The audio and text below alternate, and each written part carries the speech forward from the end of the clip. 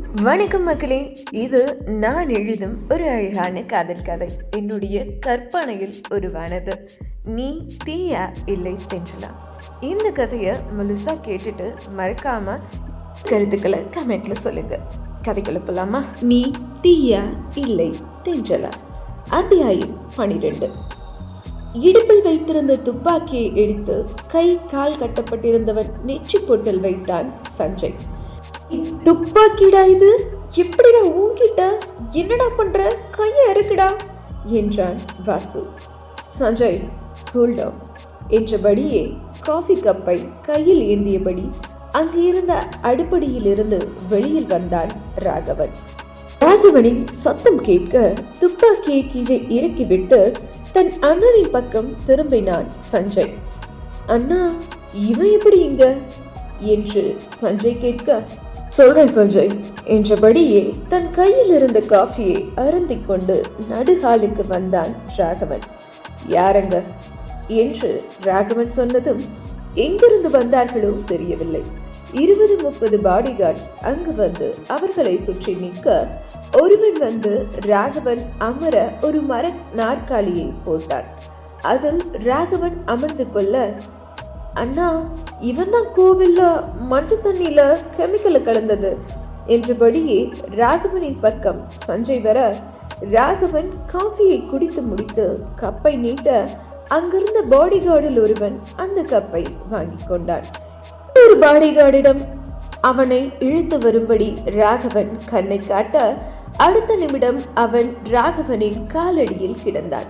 தன் காலடியில் கிடந்தவனின் மார்பின் மீது ராகவன் அவன் ஷூ காலை வைத்து அழுத்த, சொல்லு, எதுக்காக அப்படி பண்ண என்று காலில் கீழ் கிடந்தவனை பார்த்து வெறிக்கொண்டு ராகவன் கேட்க, என் அண்ணன் செத்ததுக்கு பழி வாங்க வேண்டாமா, அதான் என்று அவன் சொல்ல, அதை கேட்கல, ஏன் மதுவை ஃபோன்ல மிரட்டின என்று ராகவன் கேட்க, ராகவனின் காலடியில் படுத்து கிடந்தவனோ, இவன் அண்ணனுக்கு கொன்னதுக்காகத்தான் என்னை கடத்திட்டு வந்திருக்கான்னு பார்த்தா மதுவை மிரட்டுறதுக்காக என்னை கடத்திட்டு வந்திருக்கானா என்று மனதுக்குள் நினைத்தபடியே விழிவிறுத்து ராகவனை பார்த்தான்.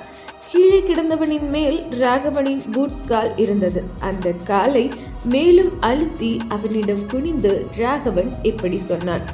என்னமோ சொன்னியே, மதுவை நீ கல்யாணம் பண்ணிக்க போறதா, எவ்வளோ பெரிய ஆசைடா உனக்கு என்று சொன்னவன் அங்கிருந்த பாடி கார்ட்ஸிடம் கண்களை காட்ட, அவர்களோ சுவற்றில் இருந்த ஒரு பட்டனை அழுத்த சுவர் விலகி அதற்குள் மறைக்கப்பட்டிருந்த கூண்டும் திறந்தது. அந்த கூண்டிற்குள் இருந்து முரட்டு சிங்கம் ஒன்று கர்ஜனையோடு வெளியில் வர அதை பார்த்த வாசுவோ நடுங்கி போய் சஞ்சயின் பின்னால் ஒளிந்து கொண்டான். சஞ்சய் ராகவனின் பின்னால் நின்று இருக்க, அவனோடு வாசுவும் நின்று இருக்க, ராகவனின் பக்கம் வந்த சிங்கமும் ராகவனின் பக்கம் வந்து அமைதியாய் நின்று கொண்டது. சிங்கத்தை பார்த்ததும் ராகவனின் காலடியில் கிடந்தவனுக்கு உதறல் எடுத்தது. இங்க பாரு, நான் இப்போ உனக்கு கொடுக்க போற தண்டனை மதுவை நீ அழ வச்சதுக்கு, அவளை அடையணும்னு நினைச்சதுக்கு, எல்லாத்துக்கும் மேல என்னோட அண்ணனை கொல்லணும்னு நினைச்சதுக்கு என்று சொன்னவன் அவன் மார்பிலிருந்து காலை எடுத்து சிங்கத்தின் பிடரியை வருடிக்கொண்டே, சோமு ஹேவ் இட் என்று சொல்ல தன் எஜமானனின் உத்தரவுக்காக காத்திருந்த சிங்கமும் கீழே கிடத்தப்பட்டிருந்தவனை வாயால் கவ்விக்கொண்டு சென்றுவிட்டது. சிங்கம் கூண்டுக்குள் சென்றதும் கூண்டின் கதவு அடைக்கப்பட்டது. நாற்காலியில் அமர்ந்திருந்த ராகவன் 2 கைகளையும் மேலே தூக்கி நெட்டி முறித்தபடியே, அப்படா, வந்த வேலை முடிஞ்சது என்று சொன்னபடியே எழுந்து சஞ்சயின் பக்கம் திரும்ப வாசுவோ மயங்கி கிடந்தான். நான் இவன் பெரிய அண்ணனை கொல்ல நினைச்சிருக்கான்னா அப்போ அண்ணனை கொன்னது யாரு என்று சஞ்சய் கேட்க, சஞ்சயை பார்த்த ராகவனோ, நேரம் வரும்போது அது உனக்கே தெரியும் என்று சொல்லிவிட்டு முன்னே செல்ல சஞ்சய் அவன் பின்னே சென்றான். வாசுவை பாடி கார்ட்ஸ் காரில் தூக்கி கொண்டு வந்து கிடத்தினார்கள்.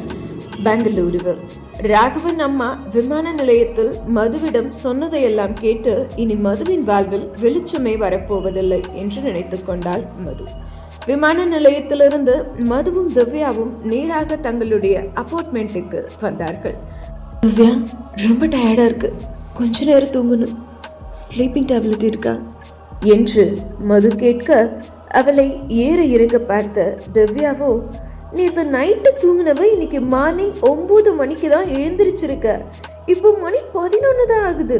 அதுக்குள்ள உனக்கு மறுபடியும் என்னடி தூக்கம் என்று திவ்யா கேட்க, இப்போ நான் தூங்கணும், டேப்லெட் கொடுப்பையா இல்லை கடையில் போய் வாங்கிக்கவா என்று மது கேட்க, அது அது வந்து என்றபடி நின்றிருந்தாள் திவ்யா. ஹே, தூக்க மாத்திரை தானே கேட்குறான் கூட என்றபடி திவ்யாவின் அறையில் இருந்து அவளது பெட்டியில் இருந்த தூக்க மாத்திரை டப்பாவை எடுத்து கொண்டு வந்து டப்பாவோடு கொடுத்து விட்டாள் அஞ்சலி. திவ்யா தடுக்க சொல்லும் முன்னரே அந்த டப்பாவை வாங்கி கொண்டு மது அவளின் அறைக்கு சென்று விட்டாள்.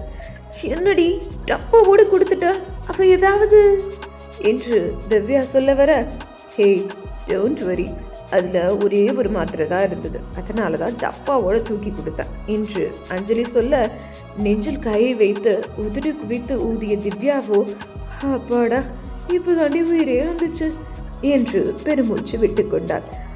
சென்ற மது தன் கையில் இருந்த தூக்கு மாத்திரை டப்பாவை டேபிளில் வைத்துவிட்டு சுவற்றில் மாட்டப்பட்டிருந்த ராகவனின் போட்டோவிற்கு பக்கத்தில் சென்று நின்று கொண்டு அந்த போட்டோவை பார்த்தாள். Brown colour pant, brown colour coat, white colour shirt, அவனுக்கு பொருந்தியபடி கூலிங் கிளாஸ், ஷூ என அவ்வளவு அழகாக இருந்தான் ராகவன்.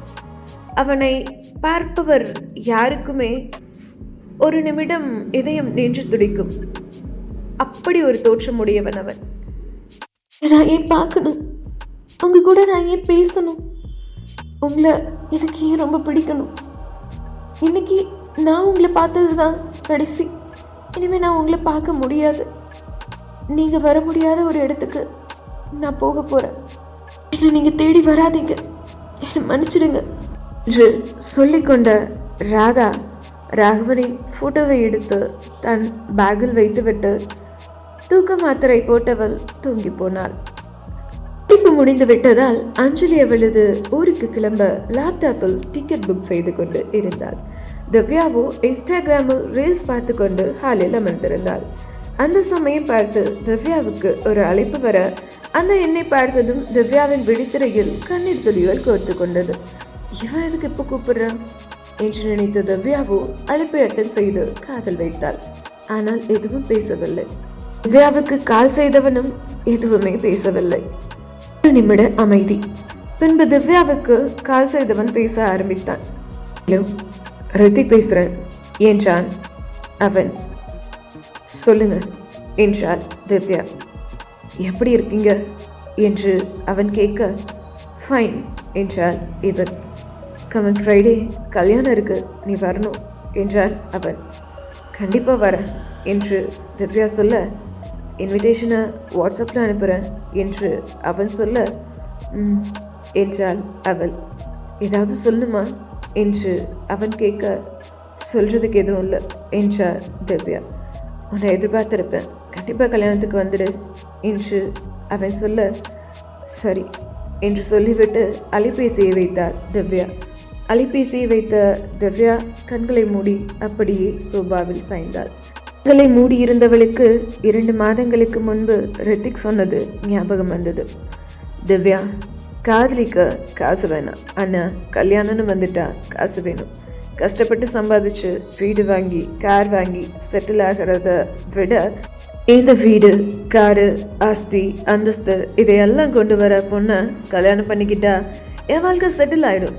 அதனால நம்ம காதலுக்கு ஃபுல் ஸ்டாப் வச்சுடுவோம் என்று சொன்ன ரித்திக்கின் வார்த்தைகள் போது திவ்யாவின் காதல் ஒலித்து கொண்டிருந்தது.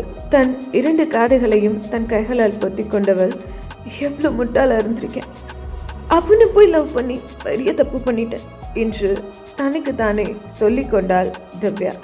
அந்த சமயம் அறையிலிருந்து வெளியில் வந்த அஞ்சலி, என்னடி உனக்கு நீயே பேசிக்கிட்டு இருக்க என்றபடி திவ்யாவின் பக்கத்தில் வந்து அமர்ந்தாள். நத்திங், ட்ரெயின் டிக்கெட் கன்ஃபார்ம் ஆயிடுச்சா என்று திவ்யா கேட்க, 4 o'clock கிளம்பணும் என்று அஞ்சலி சொல்ல, சரிடி, போயிட்டு திரும்ப எப்போ பெங்களூருக்கு என்று திவ்யா கேட்க, தெரியலடி, அம்மாவுக்கு உடம்பு முடியல, கூடவே இருந்து பார்த்துக்கணும் என்று அஞ்சலி சொல்ல, சரி ஊருக்கு போக திங்ஸ் வாங்கணும்னு சொன்னேன், போகலாமா, திங்ஸ் வாங்கிட்டு வரலாமா என்று திவ்யா கேட்க, போலாண்டி என்று சொன்னாள் அஞ்சலி. மது உறங்கிக் கொண்டிருந்தபடியால் வீட்டை பூட்டிவிட்டு அஞ்சலியும் திவ்யாவும் ஷாப்பிங் சென்று விட்டார்கள். மதுவிடம் இன்னொரு கீ இருக்கும், மது எழுந்தால் அந்த கீயை கொண்டு திறந்து கொள்வாள் என்று சொல்லி வீட்டை பூட்டிவிட்டு சென்று விட்டனர். ஷாப்பிங் முடித்து மாலை 3:30 மணி அளவில் அஞ்சலியும் திவ்யாவும் அப்பார்ட்மெண்ட்டுக்கு திரும்ப அவர்கள் பூட்டி சென்ற கதவு பூட்டினபடியே இருந்தது. இல்லடி, இன்னும் தூங்குறா போல என்றாள் அஞ்சலி. ரொம்ப ஸ்ட்ரெஸ் போலடி, அதனால தான் நல்லா தூங்குறா என்று சொன்னாள் திவ்யா. இருவரும் வீட்டை திறந்து கொண்டு உள்ளே வர, சரிடி, நான் எப்போ கிளம்பினாதான் ட்ரெயின் பிடிக்க கரெக்டாக இருக்கும். பேக் பண்ணி வச்சுட்டு நான் கிளம்புறேன். மதுவை எழுப்ப வேண்டாம், அவள் நல்லா தூங்கட்டும். அவகிட்ட நான் ஃபோனில் பேசுகிறேன், கிளம்புறேன் என்று சொன்னபடி வந்த வேகத்தில் ட்ரெயினுக்கு கிளம்பிவிட்டாள் அஞ்சலி. அவனா ஸ்டேஷன் வரைக்கும் வரட்டுமா என்று திவ்யா கேட்க, இல்லடி, நீ மதுவை பார்த்துக்கோ, நான் கிளம்புறேன் என்று தன் தோழி திவ்யாவை அணைத்துவிட்டு அங்கிருந்து கிளம்பிவிட்டாள் அஞ்சலி. திவ்யா, மது, அஞ்சலி நால்வரும் ஒரே வீட்டில் 4 வருடமாக இருக்கிறார்கள். இப்போ முடித்துவிட்டு தன் ஊரான கோயமுத்தூருக்கு அஞ்சலி கிளம்ப, திவ்யாவின் மனதில் சொல்ல முடியாத ஒரு வருத்தம் வந்து குடியேறி கொண்டது. உயிர் தோழியை இனி எப்பொழுது பார்க்க போகிறோம் என்ற ஏக்கம் திவ்யாவை வந்து சேர்ந்து கொண்டது. கிளம்பின 2 மணி நேரத்திற்கு பிறகு மது தூங்கி எழுந்தவள் ஹாலுக்கு வந்தாள். இரவு உணவு தயார் செய்துவிட்டு கிச்சனில் இருந்து வந்த திவ்யாவோ, என்னடி பயங்கரமான தூக்கம் போல என்று மதுவிடம் கேட்க, என்றாள் மது. சரி, குளிச்சுட்டு வா, நான் சாப்பாடு எடுத்து வைக்கிறேன் என்று திவ்யா சொல்ல, அஞ்சலி கிளம்பிட்டாளா என்று மது கேட்க, ஆமாம், அவள் கிளம்பிட்டா, உனக்கு ஃபோன் பண்ணுறேன்னு சொன்னான் என்று திவ்யா சொல்ல, திவ்யா, இன்னைக்கு நம்ம பால்கனியில் உட்காந்து சாப்பிட்லாமா என்று மது கேட்க, சாப்பிட்டா போச்சு, எல்லாத்தையும் நான் பால்கனியில் எடுத்து வைக்கிறேன், நீ குளிச்சுட்டு சீக்கிரமா வா என்று திவ்யா சொல்ல, மதுவோ குளிக்க சென்று விட்டாள். குளித்து முடித்து வந்த மது சல்வார் அணிந்து பால்கனிக்கு வந்தாள். திவ்யா சாப்பிடுவதற்கு தேவையான அனைத்தையும் அங்கு எடுத்து வைத்திருந்தாள். 4 பேர் படிக்கும் அளவுக்கு பெரிய பால்கனி தான் அது. அங்கு வந்து நின்ற மதுவோ நிலா மட்டும் தனியே காய்ந்து கொண்டிருக்கும் வானத்தை விரித்து பார்த்து கொண்டிருந்தாள். அவள் தோளில் கை போட்டபடி அவளின் பக்கம் வந்து நின்ற திவ்யாவோ, என்னடி யோசிச்சுட்டு இருக்க என்றாள். ஒன்றும் இல்லடி, சாப்பிடலாமா என்று மது கேட்க, வா, உனக்கு ரொம்ப பிடிச்ச வெஜ் பிரியாணி செஞ்சு வச்சிருக்கேன் என்று சொன்ன திவ்யா மதுவுக்கும் திவ்யாவுக்கும் 2 தட்டு சாப்பாட்டை எடுத்து வைத்து பரிமாறினாள். இருவருக்குள்ளும் பெரிய அமைதி. மென்புன்னகையோடு இருவரும் சாப்பிட்டு முடிக்க, திவ்யா, சாப்பாடு ரொம்ப நல்லா இருந்தது, வயிறு நிறைய சாப்பிட்டேண்டி என்று மது சொல்ல, கண்களில் கனத்தையும் முகத்தில் சோகத்தையும் உதட்டில் சிரிப்பையும் ஏந்தி கொண்டு தன்னிடம் பேசும் தன் தோழியை வித்தியாசமாக பார்த்தாள் திவ்யா. சாப்பாட்டு பாத்திரங்களை அறைக்குள் வைத்துவிட்டு வந்த மது பால்கனியில் அமர்ந்திருந்த திவ்யாவின் பக்கம் வந்து அமர்ந்தாள். திவ்யா, உன் மடியில் கொஞ்ச நேரம் படுத்துக்கிட்டுமா என்று மது கேட்க, அவளை ஏறிட்டு பார்த்த திவ்யாவும், வாடி வந்து படுடி என்றாள். திவ்யாவின் மடியில் படுத்தபடி மது பேச ஆரம்பித்தாள். இந்த 4 வருஷம் எப்படி போச்சுன்னே தெரியலடி. அனாதையா நின்ன எனக்கு அஞ்சலியும் நீயும் ஆறுதலாக இருந்தீங்க. தேங்க்ஸ் டி, இது நான் எப்பவுமே மறுக்க மாட்டேன் என்று மது சொல்ல, ஹே, என்னடி ஆச்சு உனக்கு என்று திவ்யா கேட்க, ஒன்றும் இல்லடி, என்ன நீ மறக்க மாட்டல்ல என்று அவளின் மடியிலிருந்த எழுந்தபடியே மது கேட்க, என்னடி இப்படியெல்லாம் பேசுகிற நீ என்றபடியே தன் தோழியை கட்டி கொண்டார் திவ்யா. ஹே, ஏதாவது பிரச்சனையா என்று அவளை அணைத்தபடியே திவ்யா கேட்க, அதெல்லாம் ஒன்றும் இல்லடி என்று அவளை விட்டு பிரிந்தாள் மது. சரி, நம்ம இன்னைக்கு சினிமா போவோமா என்று திவ்யா கேட்க, போலாண்டி என்றாள் மது. என்னடி அதிசயமா இருக்கு, சினிமாக்கு கூப்பிட்டதும் ஓகே சொல்லிட்ட என்று திவ்யா கேட்க, சும்மா தாண்டி, கிளம்பு போலாம் என்று மது சொன்னதும் திவ்யா உடைமாற்ற சென்றாள். திவ்யா உடைமாற்ற சென்றதும் மீண்டும் வானை விரிக்க தொடங்கினாள் மது. திவ்யாவும் மதுவும் சினிமா பார்த்துவிட்டு வரும்போது மணி 11:30 இருக்கும். ஐ எம் ஸோ டயர்ட், நான் போய் தூங்குறேன்டி என்று சொன்னபடி திவ்யா அவளது அறைக்கு சென்றுவிட மதுவும் அவளது அறைக்கு சென்றாள். 1/2 மணி நேரம் கடந்திருக்கும். தன் அறைக்கு சென்ற மது அவளின் உடைமைகளை எடுத்துக்கொண்டு வீட்டை விட்டு வெளியேறிவிட்டாள். காலை நேரம் மணி 7:30 கடந்திருக்கும். சோம்பல் முறித்தபடியே வந்த திவ்யா மதுவின் அறையை பார்த்தாள். சீக்கிரமே எழுந்திரிச்சிட்டியாடி என்று கேட்டபடியே மதுவின் அறைக்கு சென்றாள் திவ்யா. மதுவை அங்கு காணவில்லை. எங்க இவளை காணோம், ஒருவேளை பாத்ரூம்ல இருப்பா என்று பாத்ரூம் பக்கம் திரும்பினாள் திவ்யா. பாத்ரூம் திறந்திருந்தது. பாத்ரூம்ல இல்லை போலியே என்று சொன்னபடி தன் கூந்தலை அள்ளி கொண்டே இட்டவள் அந்த வீட்டின் 3 அறை, கிச்சன், பால்கனி என எல்லா இடத்திலும் தேடினாள். அப்பார்ட்மெண்ட் முழுவதும் அலசிவிட்டாள். ஆனால் மது எங்கும் இல்லை. ஐயோ, எங்க இவளை காணோம் என்றபடியே மதுவின் அறைக்கு வந்து அங்கு ராகவனின் புகைப்படம் இருக்கிறதா என்று திவ்யா பார்த்தாள். ஆனால் அவனின் புகைப்படமும் அங்கு இல்லை. அச்சோ, சொல்லாம கொள்ளாம எங்காவது போயிட்டாளா, என்னன்னு தெரியலையே, இதை உடனே வாசு அண்ணிட்ட சொல்லணும் என்று எண்ணியவள் வாசுவிற்கு வாட்ஸ்அப்பில் கால் செய்தாள். ஆனால் வாசு அதை எடுக்கவில்லை. உடனே வாட்ஸ்அப்பில் அவனுக்கு மெசேஜ் செய்துவிட்டு தன் ஸ்கூட்டியை எடுத்துக்கொண்டு மதுவை தேடி புறப்பட்டு விட்டாள் திவ்யா. மது எங்கு இருக்கிறாள், எங்கு சென்றாள் என்பதையெல்லாம் நாம் அடுத்த அத்தியாயத்தில் பார்ப்போம்.